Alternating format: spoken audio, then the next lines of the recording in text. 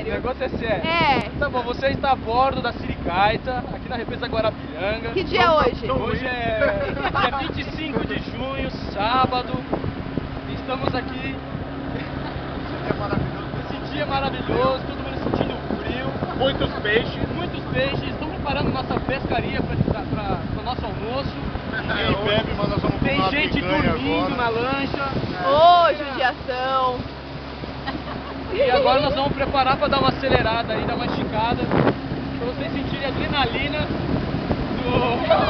da velocidade da Sirigaita. Do Alabama. Então vamos lá. Você é capaz. Todos sabemos nadar.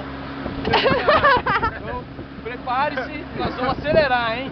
Não tem colete salva-vida para todos. Um de cada vez.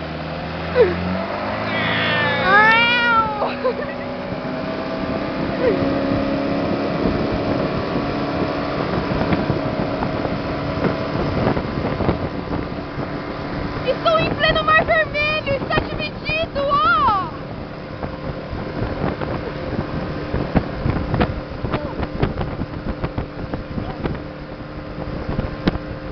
Aproximadamente a 30 milhas por hora, e isso é equivalente a 54 quilômetros por hora. Oh! Obrigada, capitão!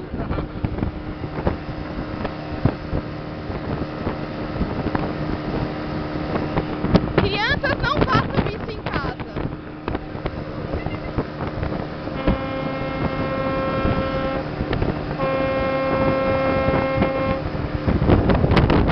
A tripulação está com medo.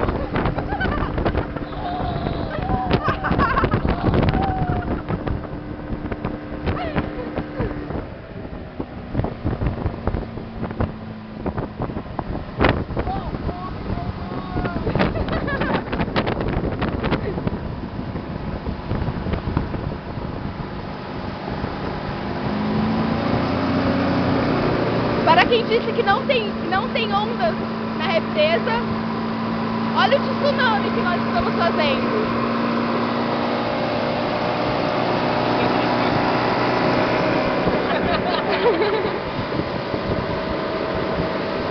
Hoje a água está molhada. Temperatura de 18 graus. Hoje tá show, tá show. Temperatura da água 18 graus. Homens ao mar, homens ao mar. Já morreu já.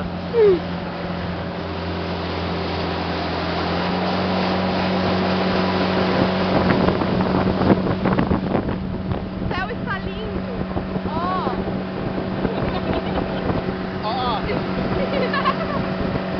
Vamos dançar balé. Ó. Ui. Ô, Dorminhoco, dá um tchau aqui pra câmera.